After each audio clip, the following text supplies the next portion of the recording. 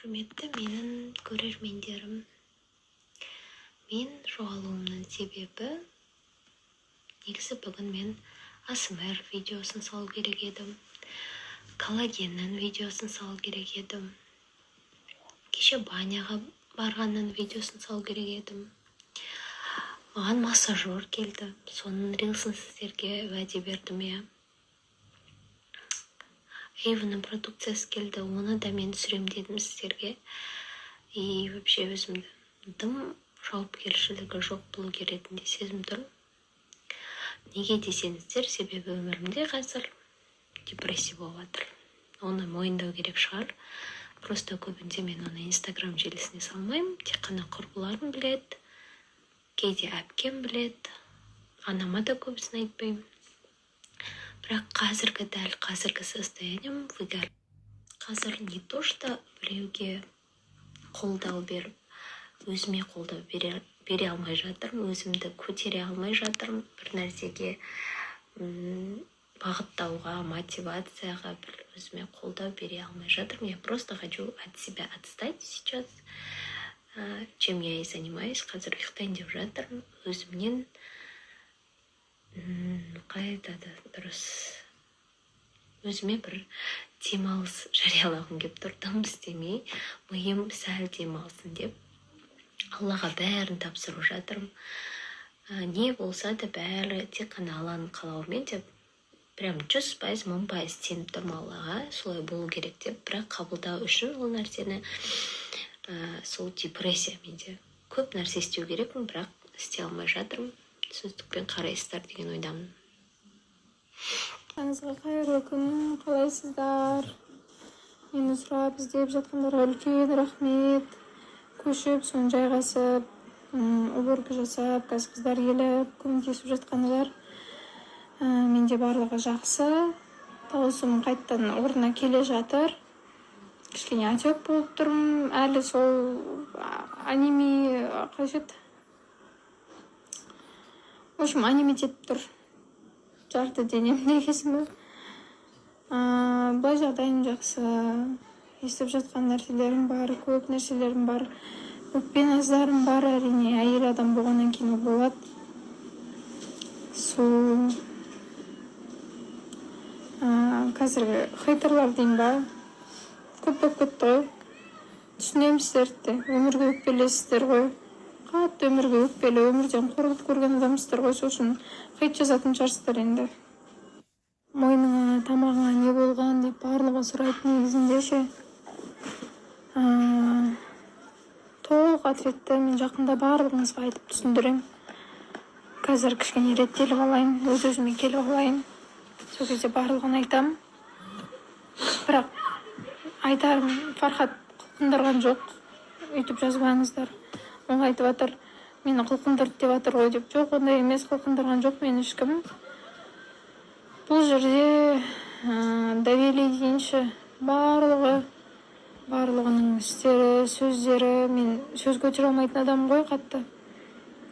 Сөйтіп сөздерінің барлығы ауыр тиіп, бұл айтқанда Давели осындай нәрсеге не болған барлығын айтам. Бірақ дұрыстап айтам ғой үшін. Менімен бірге болыңыздар. Сіздерге айтатын жаңалықтарым бар. Бір нәрсеге күлкім келіп тұр. Өзімше жаңағы историяға Фархатты отметить етегем ғой. Отметить етейін дегем таппадым. Қарап отырсам, байқос, бүкіл менің аккаунттарымда бар ғой. Для бровей, мен қаш жасаймын ғой, сол аккаунтты, пиар аккаунтты, тағыне, общем, аккаунттарды сөйтіп залогировать етсем ғой. Ой алла, дедім, менімен алысып. Әпшесі де менімен алысып қалды әйтеу. Келіп айтпағаны жоқ мен. Неме дейді? Нахерена мне нужна бірдеме, короче, боқтап. В общем, бірталай нәрсе жазған ғой. Еще звондады. Өздеріңіз көрдіңіздер ғой. Еще келді, жаман ұрыс болды ғой кәдімгідей. Быт-шыт болды. Айтпағаны жоқ кәдімгідей. Менің қатты ашуым келіп отыр. Соның барлығына ше, Фархаттың сөйтіп істегенде мен білем да, енді ашулы шығар, басқа нәрсе шығар, бірақ бет көріспейтін адам емеспіз ғой. Ладно, енді мен ештемеге істеп отырған жоқпын. Просто істеген тірліктері как-то қыздікі сияқты ма деп ойлап қалам. Бір қатын құсап действовать ететіндер ұнамайды. Әке-шешесінің айтқандары, әкесі үндемейді ғой негізінде. Мамасының тілі, әпкесінің тілі, тағы кім, барлығының тілдері 2 метрда кәдімгідей сүйектен өткізіп айтады. Адамның тілі сүйектен өткеннен кейін уже бітті ғой, уже саған тұрып жетесіңе жетіп почтаны шығарып тұрып айтатын болса, сенде білмеймін даже өзіңе не істейтініңді. Почтың болады ғой, енді жаман болып қаласың ғой, сол сияқты нәрсе ғой. Тілге ие болу керек адам. Соншалықты жаңағыдай сондай дәрежеге жететін болсақ, маған олардың да отбасылар 5 тиын болды ғой негізінде.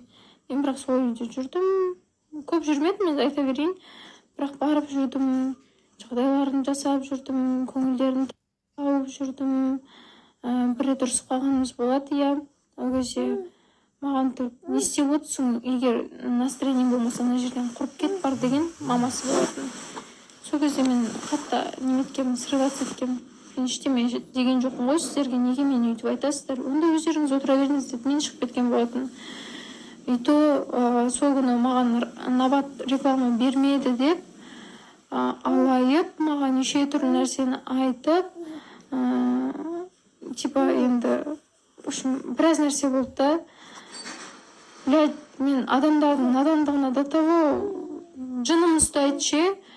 Ешқайсысын көргім келіп тұрған жоқ, мүлдем құрыңдаршы, мүлдем заебал. Сондағысы өздерінің қаталарынан ақша шығарғысы келмейді. Үйреніп алған ғой енді Набат бір нәрсе дегенге маған береді, шүкір Аллаға. Просто сол кезде маған ответ жазбай қалды да маған. Оказывается, оларда определенное, например, количествода блогерлар бар екен да, енді барып сөйтіп не істейтін.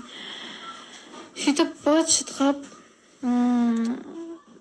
сонда біз өзімізден ақша шығарамыз ба, онда аз нәрсе ала салайық деп маған бүйтіп қарап. Білем да енді, может ақша алып шықпаған шығар, может тағы нәрсе болған шығар, бір нәрселер. Бірақ сол кездегі ситуация, қазіргі кезде мен қарап отырсам, адамның да табы андай жадныйлық екен да. Мен де отырдым, өзім біртүрлі болып қалдым, мен сообщениемен ответ қайтармаған кезде. Түсінтір, мен не істейміз? Мен быт-шыт истерика болғам, сол кезде жылап, температурам көтеріліп тұрған, негізі таңертең бері бармай ақ қойыншы деп ойлағам, негізі сол жиынға кешкісін. Өйткені не болды? Таңертеңнен бері менде өшім не болған? Температурам көтеріліп, настроением болмай жүр. Даже Фараға сөйлеуге уақытым болып жүрген жоқ.